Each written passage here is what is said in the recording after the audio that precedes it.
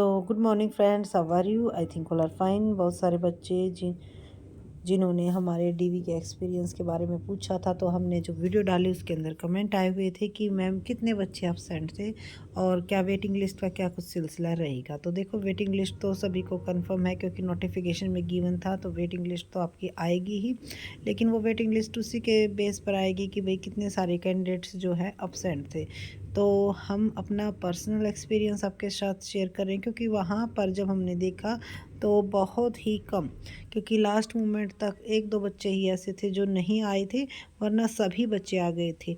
लेकिन waiting list में वो बच्चे हो बनाए रख सकते हैं जिनके की सब्जेक्ट्स दोनों में थे, यानी कि टीजीटी में भी पीजीटी में भी।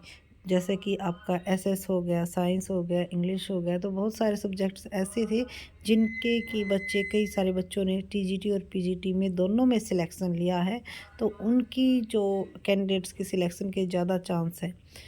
बाकी कुछ ऐसे भी हैं जो कैंडिडेट्स, एक दो कैंडिडेट्स ऐसे थे जो नहीं आए थे। बाकी अगर आपका जो सीईटी का था, बच्चों का, अगर ग्रुप सी का रिज़ल्ट पहले आ जाता तो शायद चांस बढ़ भी जाते। क्योंकि इनकी जो यही था कि भाई एक अपने हरियाणा में पोस्टिंग हो जाए, द बेस्ट रहता है।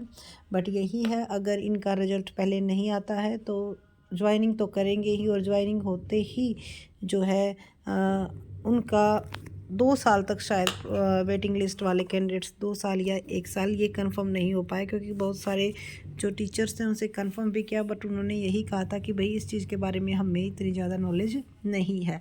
तो यही है कि वेटिंग लिस्ट वाले होप ज़रूर बनाए रखिए, वेटिंग लिस्ट आएगी ज़रूर, क्योंकि नोटिफिकेशन में गिवन था। लेकिन आपके जो कैंडिडेट्स अब्सेंट की बात की जाए तो अब्सेंट बहुत ही कम कैंडिडेट्स थे, लेकिन कई सारे कैंडिडेट्स ऐसे हैं जिनका दोनों में सिलेक्शन हुआ है, टीजीटी और पीजीटी में। तो उम्मीद है वो पीजीटी की ही ज्वाइन करेंगे। तो जो टीजीटी की है वो आपकी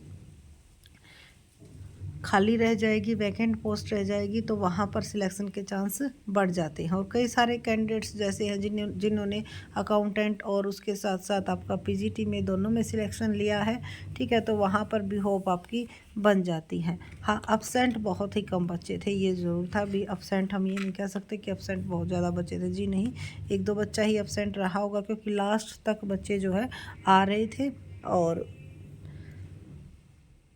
काफ़ी अच्छा हुआ है, बच्चों के रिजेक्ट, बहुत ही कम बच्चों को रिजेक्ट, तो आई होप हमारे उसमें से किसी को भी नहीं किया गया है, क्योंकि अगर किसी का एक दो अगर डॉक्यूमेंट्स नहीं था तो उनको टाइम पीरियड दे दिया गया था। यानी कि रिजेक्ट की तो बात 0% ही आप कह सकते हो कि कैंडिडेट्स को रिजेक्ट किया गया है, ठीक है।